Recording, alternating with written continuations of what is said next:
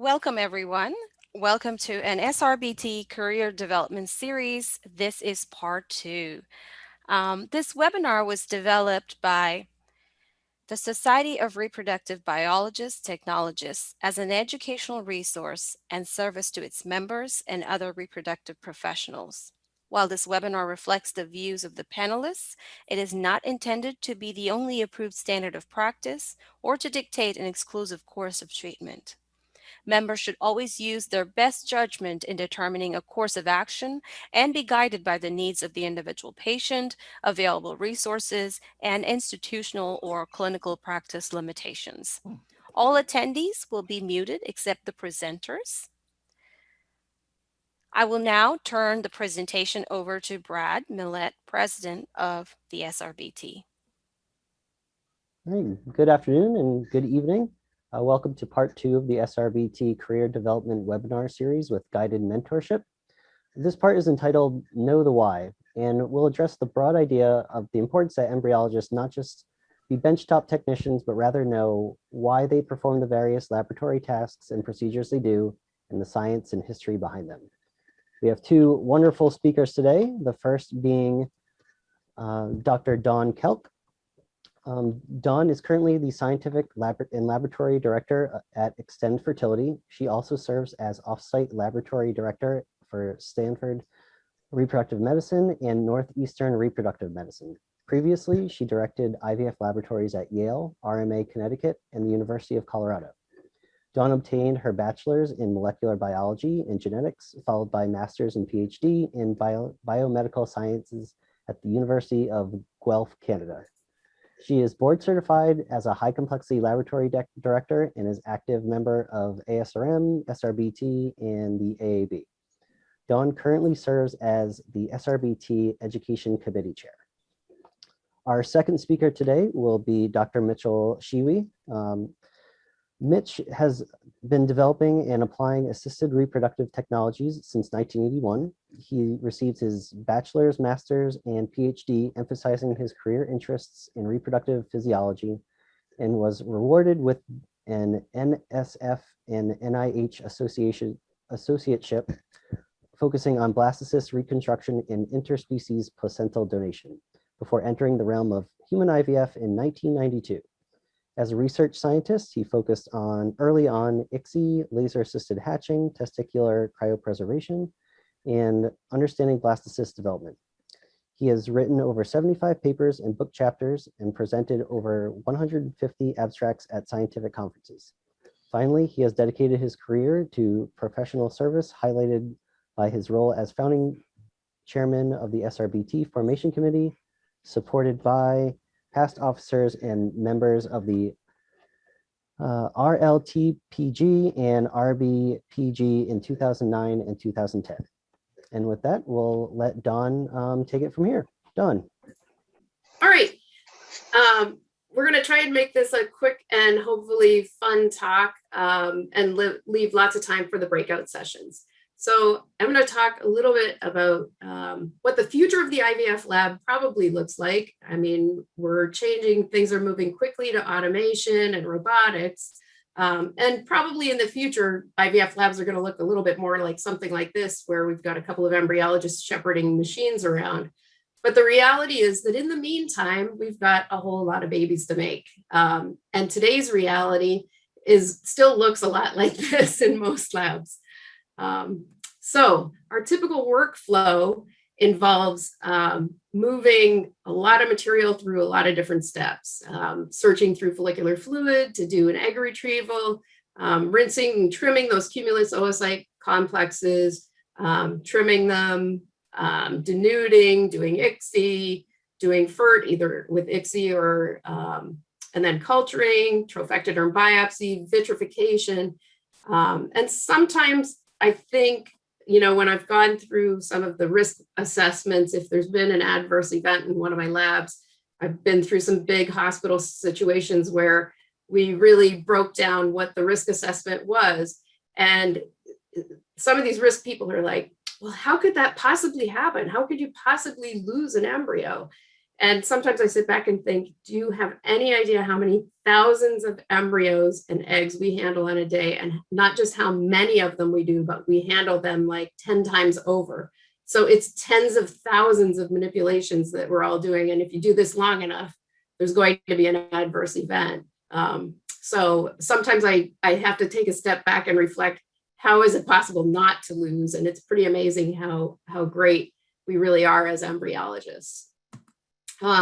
So sometimes I reflect on that there's so many opportunities for mistakes, so many opportunities to mess up, or you can also look at it, and I prefer to look at it this way, is there's so many opportunities to improve what we do. And one of the things that annoys me is if I hear people say, well, we've been doing it this way for 5 years and it's always worked this way.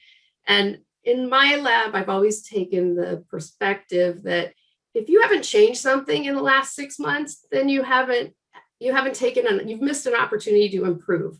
And it might be a subtle thing. It might be changing your paperwork, small steps, small subtle steps, but you can always be making progressive improvements. So just something to reflect on. I want to start just mentioning this paper so that we really reflect on what we do as embryologists. And this paper talked about looking at egg donor cycles and blastocyst biopsies, over 13,000 blastocyst biopsies through 42 different clinics and 142 different physicians. And this goes back a ways, so it was array CGH, but the mean euploidy rate for egg donor cycles or egg donor embryos was 69%. But the euploidy rate per center ranged from 40% to greater than 80%. So that's a really huge difference. And so we have a big impact on the embryos that we produce. There's definitely an impact that we have, and I think it's a good reminder for everybody. So one of the things I like to do is imagine what it is to be that egg. So imagine if you're the egg, what is it that you're experiencing? And where is it that you want to be? Well, you want to be in the ovary, and then you want to be working your way down the reproductive tract and hopefully, living your life inside a reproductive tract, at least for the first 9 months. What we do is we kind of blow up your little world as a little egg. We go in, suck you out of the ovary before you get ovulated, and then we pass you through all these crazy steps. So we really implode the little egg's world. So we pass through all those different crazy steps, and then we throw you in the freezer, ultimately. So if you imagine that you're the egg or the embryo in your lab, are you feeling hot? Are you feeling cold? All of those different steps that we do, we've got opportunities to mess up the temperature control. And I've been in a lot of different labs, and I see stage warmers that are set for 37 degrees. And if your surface temperature on that stage in your hood is set for 37 degrees, if you're putting a temperature monitor on that hood and the surface is 37 degrees, I can guarantee you that the egg and the embryo in your dish is not 37 degrees. And I'm always amazed at how many labs I do go into, and I see that. And what you'll find on your ICSI scope, if you actually measure the temperature in your dish with a thermocouple, and it really means taking a little thermocouple and putting it in your culture dish and monitoring what the egg's actually experiencing, what you'll find in most labs is that your surface temperature your temperature needs to be set probably close to 40 degrees to get the temperature in the dish that you're looking for your egg. And just because the outside of an incubator reads 37 degrees, that doesn't mean that's what the dish is actually, that's what the temperature is inside. So to really be, just because it says it on the outside doesn't mean that's what you're experiencing inside. So why is temperature control so important? I mean, this paper goes back to 1990. So this is like more than 30 years that we've known this. We've known that transient cooling to room temperature can cause irreversible disruption of the meiotic spindle in the human oocyte. So this goes back a long way. So that transient cooling, well, how sensitive is it? Well, this paper, again, going back to 1995, says that we could see structural temperature fluctuations of the cytoskeleton organization in a human oocyte within 2 minutes of a temperature deviation. So it really is critical, and it's something that I think most labs really take for granted and don't necessarily think about every step of the way. So imagine, again, you're the embryo. What's the pH that you're bathing in? How long have your dishes been equilibrated before you get thrown in this pool of salt water or fresh water or whatever as you're going from media to media? Do you have an oil overlay? Are those drops evaporating? And certainly, if you're in a media that looks like either of the first two tubes here, you're not a happy embryo.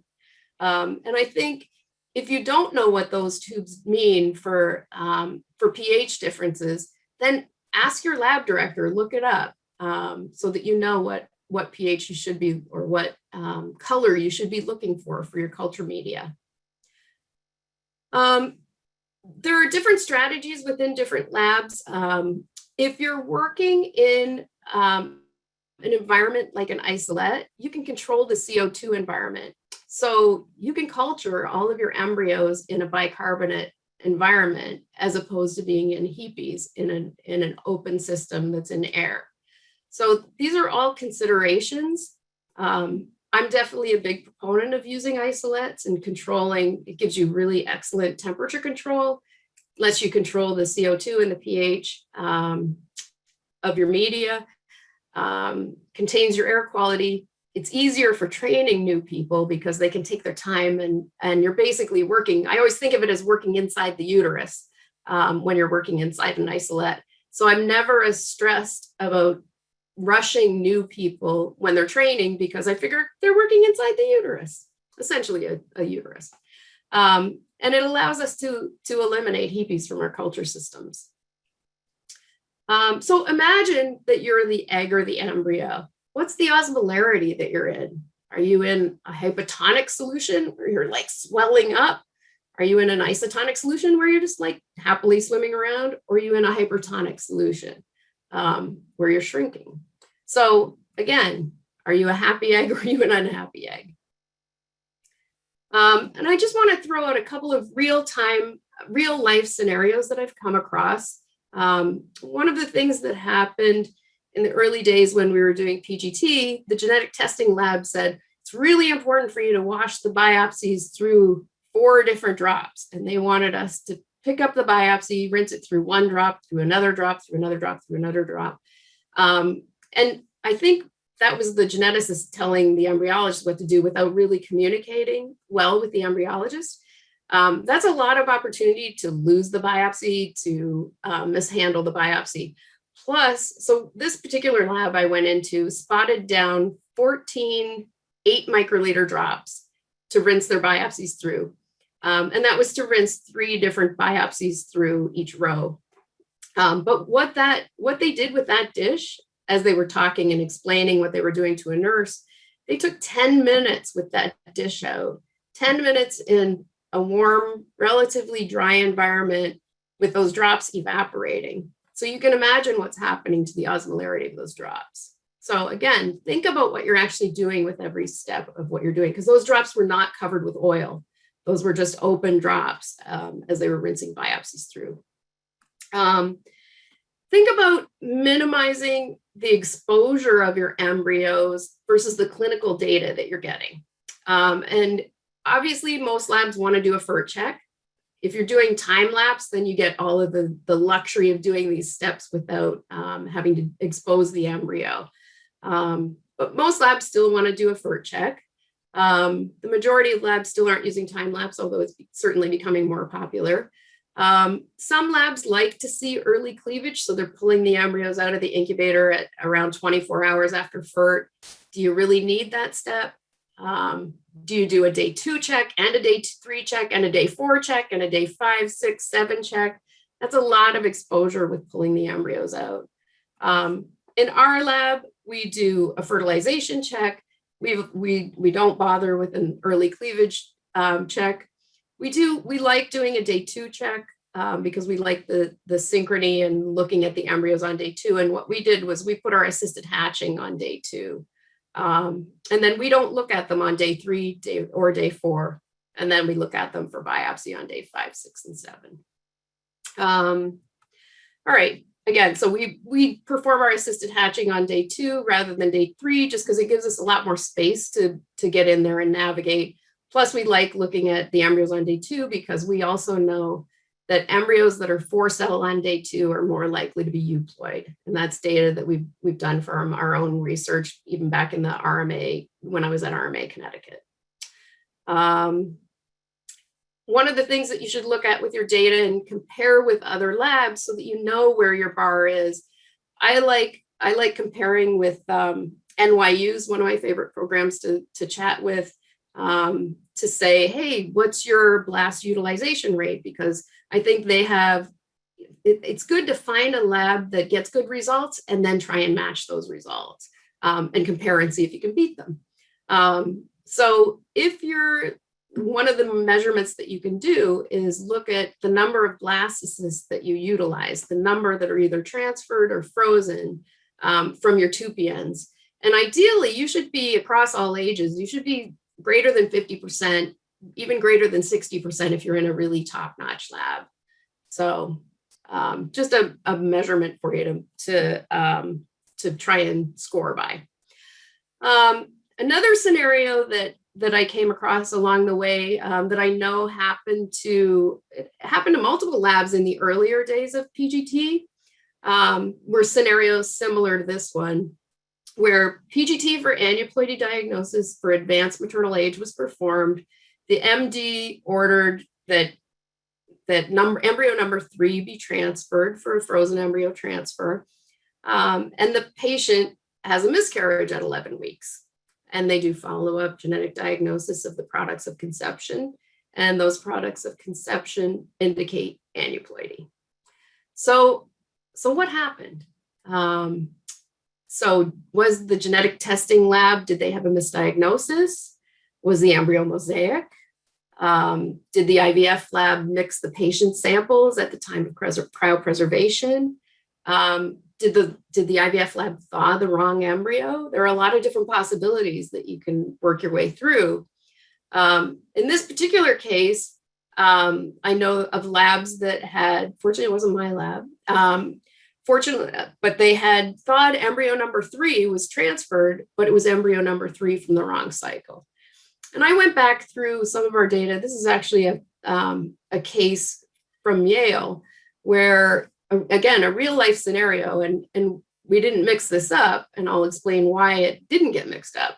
This particular patient had biopsies done. This is back in 2018. So the first cycle, she had embryo number 1 and 2. Second cycle, she had embryo number 1 and 2.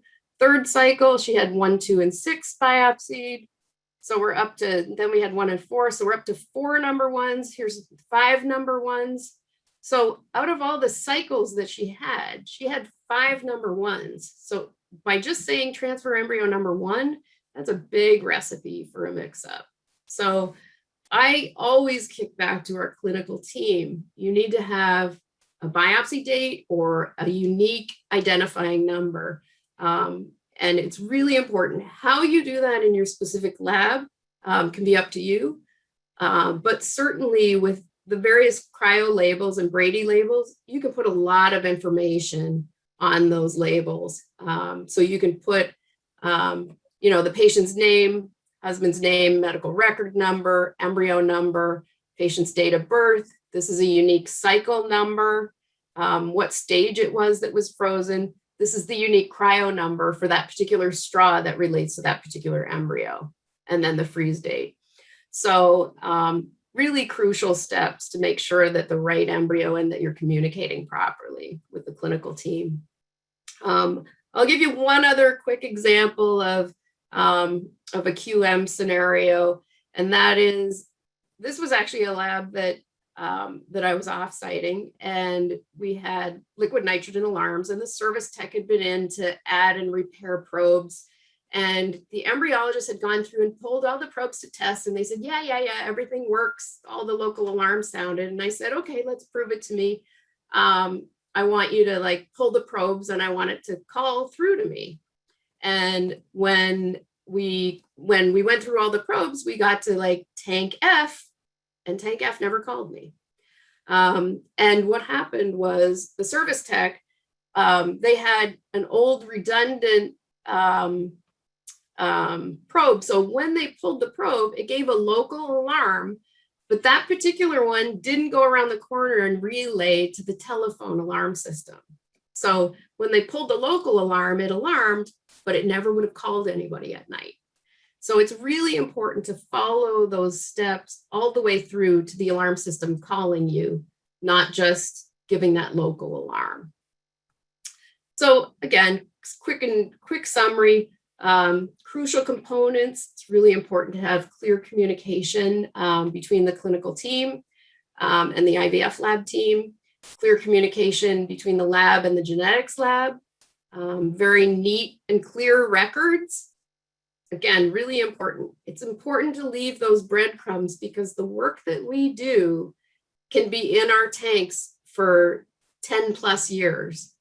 And I'm hoping to be retired 10 years from now. Hopefully Mitch is probably going to be retired 10 years from now.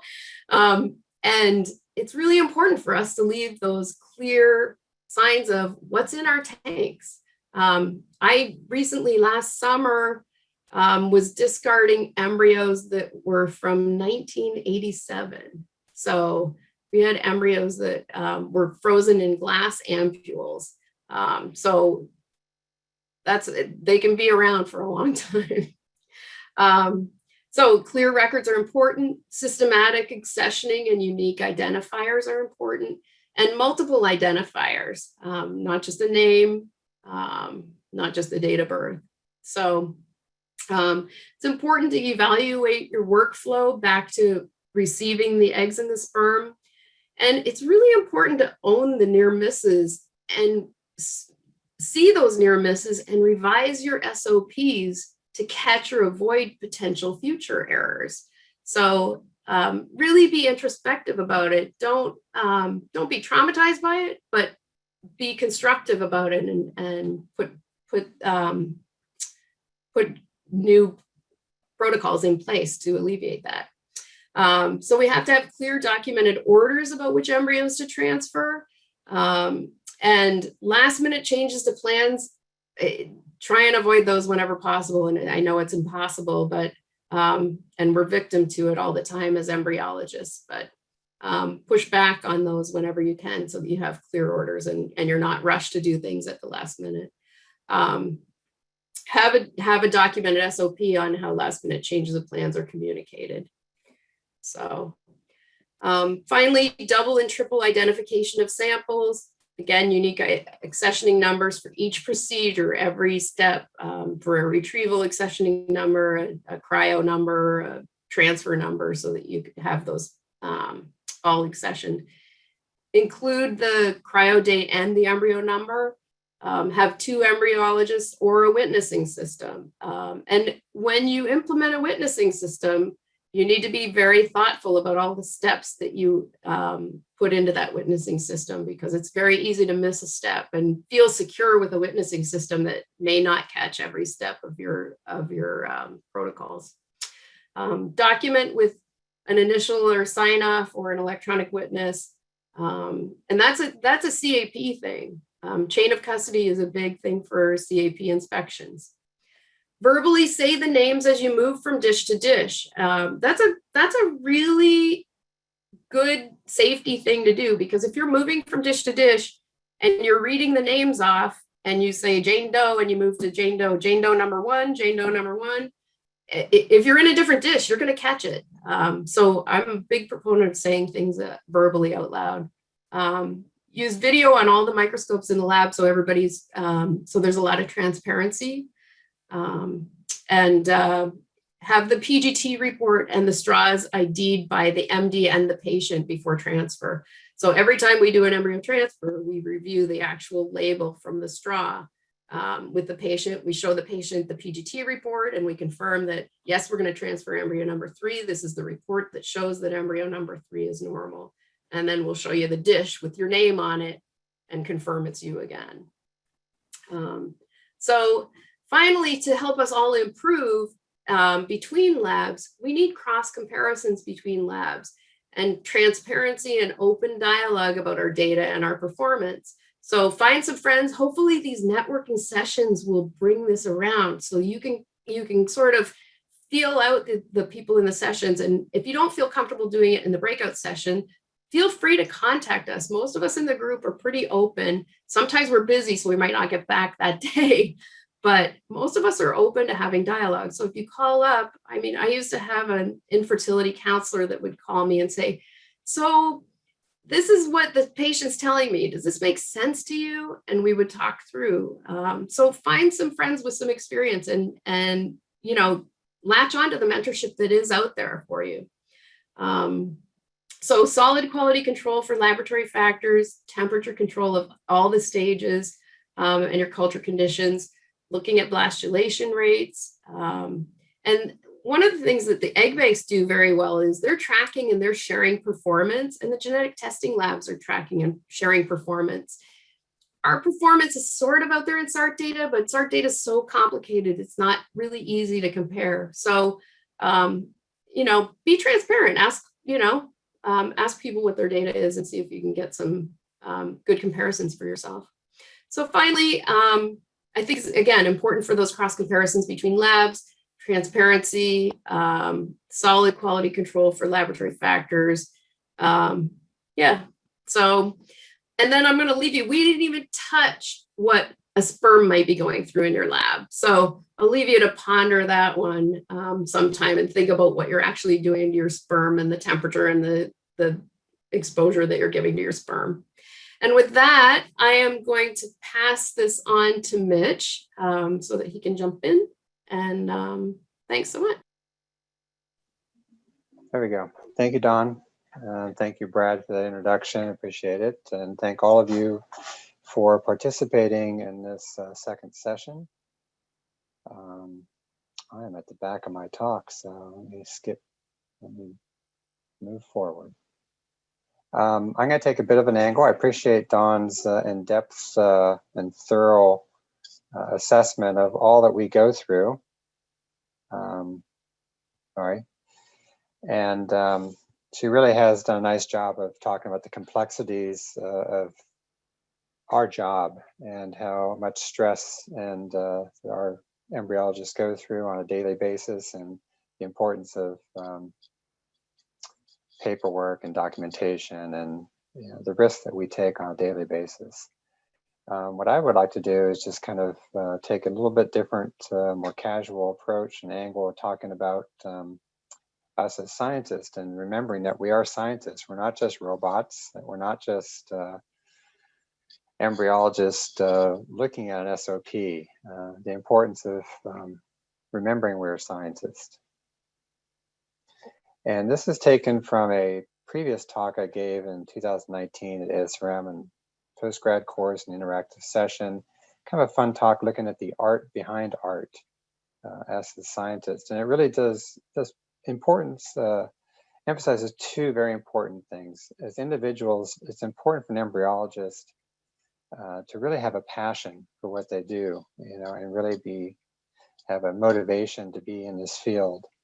And two, to remember the importance of teamwork. And as depicted in Picasso's The Three Musicians, we're all unique individuals. We have different personalities, we have different backgrounds, and we all have different assets to provide to our team. And we can really work by focusing on that and working together. We can really optimize what we each contribute to our team.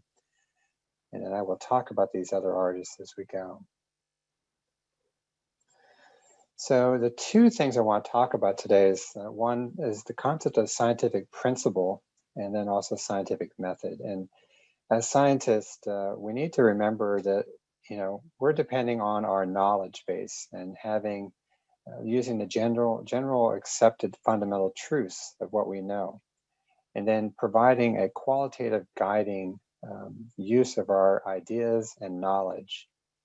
And we use this information in our backgrounds as predictors, but also in developing new methods and questioning what we're doing. And then there's the concept of scientific method, which is being practical in the context of our scientific thinking. And what this involves is three primary areas. One is empiricism, which is applying empirical evidence. Two, rationalism, and that is practicing logical reasoning and thinking. And three, skepticism, or what I like to talk about as curiosity, and is possessing a skeptical attitude that questions things. And this is really important for all of us to continue learning. So I start with empiricism, which is having a foundation of knowledge, which this is a picture of a rose. It's kind of my best Georgia O'Keeffe impression. But what it conveys to me is the beauty of a rose is how it grows, and as it blooms and opens up, we realize the depth of the layers of its development. And that's true of everything that we do and science in general. The more we know about science, the more we realize we don't know. And that also applies to our own jobs. And there's, as Dawn has already highlighted, there's so many steps in what we do. And behind every step is a degree of risk, a degree of optimizing that we can be involved in. Then there's rationalism and using our knowledge, our learning, and our logic. And this artwork by Kusama, which is infinity art in her mirror box, shows us that what we do, it conveys that each element of what we do has even more behind it. And as we think we know something, we realize we don't know, and we can learn more. And so there's a great deal of depth of knowledge that we can continue to acquire. And we can do this by sharing. We can do this by asking questions and by learning together. And then finally, I have skepticism or curiosity, finding the truth behind what we know. And this is important because we need to understand why we do what we do. We can gain knowledge by asking questions. And it's important as young scientists not to assume that commercial reps have our best interest at heart, which I think I've conveyed in this picture by F. Kupka, which is verticals and abstract, where there's a person hidden behind all this abstract art. And I see this as the inundation of all the commercialism that we're faced with on a daily basis. And we have to seep through all this information, people telling us what's best, what's great, what's the new technology, oh, you should do this. And then really having a chance to break through all of this abstract reality to what works for each of us. And then finally, there's scientific preparedness, that is using our education and preparedness to make essential decisions and to optimize our systems. Don has touched on the importance of quality management practices. And then we apply our scientific principles to optimize our systems. So I'm going to now provide some examples, experimental examples of how we can improve. Just kind of touch on the process of young scientists of, how you can use your mind to make improvements. And of course, of recent popularity have been examples in the last couple of years dealing with cryogenic storage failures, highlighting the importance of vigilant quality management and how catastrophic losses can impact our lives. And if we're not practicing these properly in our laboratories, it can present significant liabilities to us. So bottom line, examples of quality management, especially as it involves equipment, especially cryogenic equipment, is what we call IQ, OQ, PQ, and that is qualification of equipment, installation, following manufacturer installation guidelines, operational, how you've challenged the system to validate its responsiveness prior to putting it into clinical usage and documenting that. And then finally, our performance qualification, how we're monitoring things in real time and verifying their effectiveness.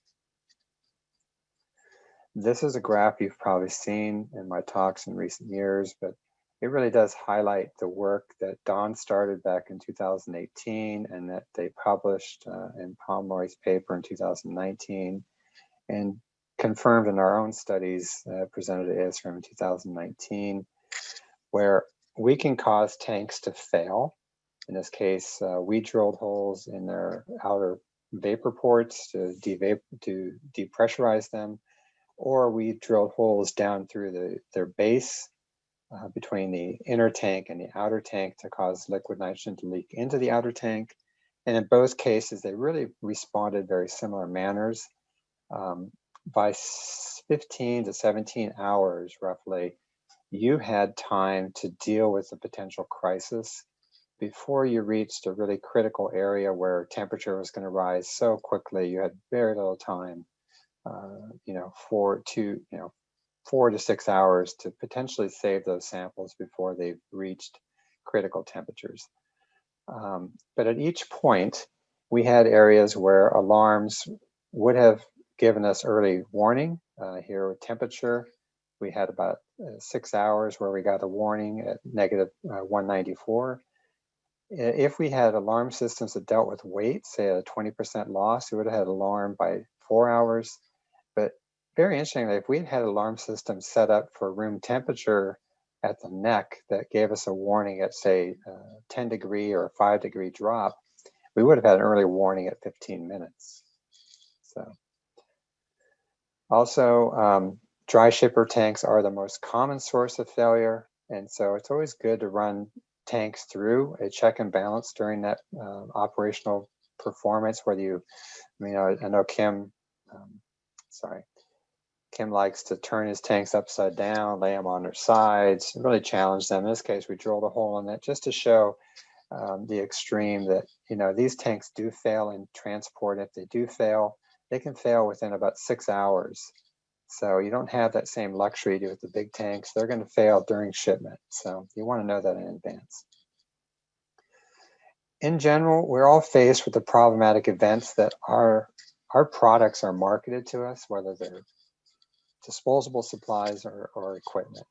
And if they're disposable supplies, we really want to have quality, reliable sources. We want to identify types and brands and models. Because sometimes dishes, just to give one example, you might find your droplets are flattening out for some reason, that they're not balling up like they normally do. And it turns out that maybe a dish has been manufactured differently.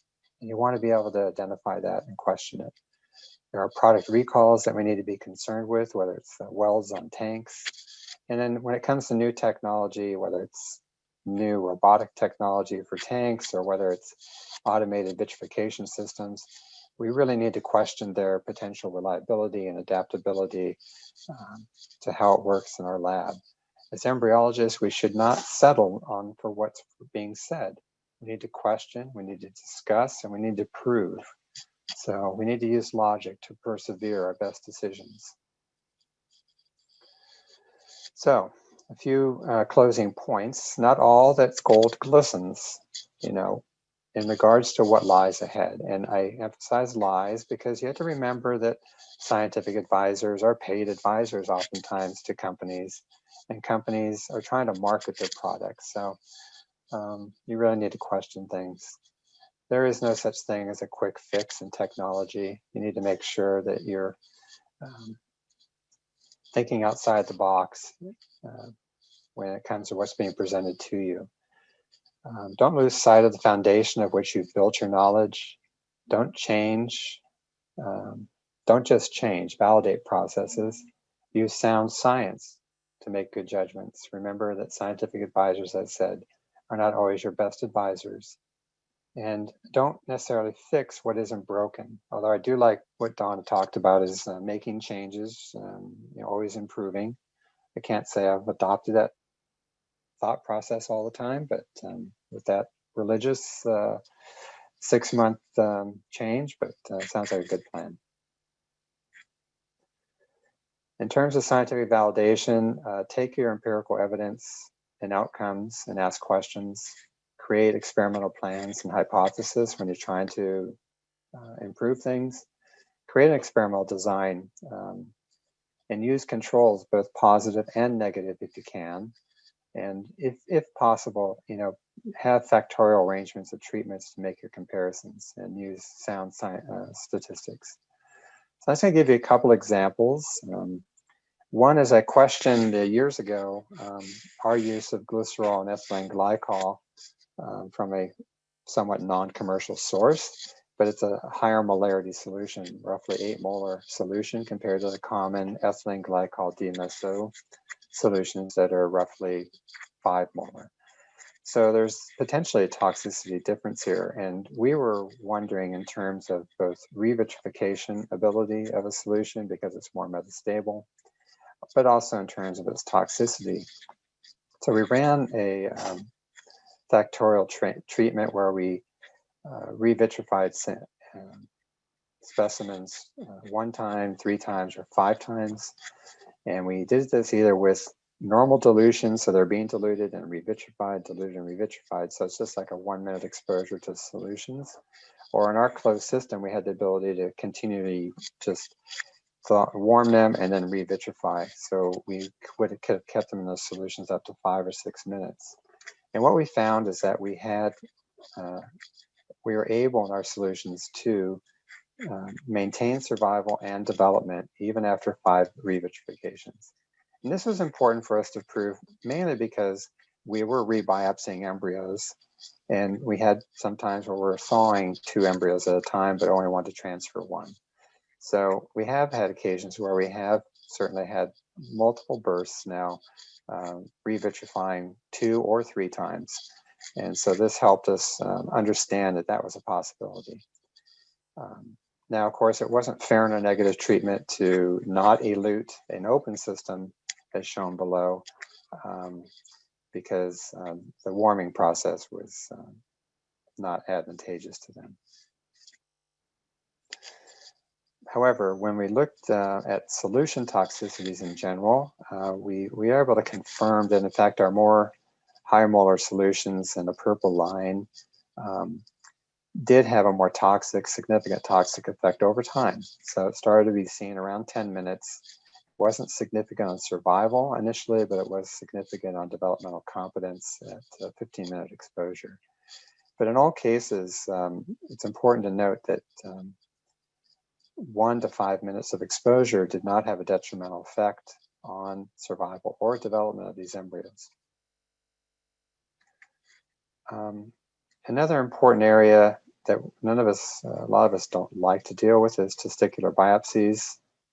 And I'm not going to go back on my slide, I skipped, but this is just a quick showing that I believe it's important to have motility in our testicular samples, because as embryologists, we don't want to be stuck in front of a scope for hours trying to find motile sperm. I'm not a big fan of using chemical approaches. So I had found that in vitro culture was an effective tool for testicular biopsies to gain motility, especially normal spermic obstructive azoospermic men. And this shows that up to 96 hours, we're able to optimize motility in a sample, and then progressively plateau down to out to 1 week. And another question that we asked, I won't go into significance, but just to progress along here, is the effect of temperature on promoting this. And I had already had a strong sense that an intermediate temperature was more optimal, and we simply conducted a series of studies to prove that, comparing it to room temperature or incubated temperatures. And in fact, the intermediate temperature had higher motilities and progressive motilities at 4 days and at 1 week. Now, the importance of this was because we're proponents of cryopreserving samples and reliably using our cryopreserved testicular samples. Bottom line is, if you're cryopreserving motile samples, you're going to get motility at the end.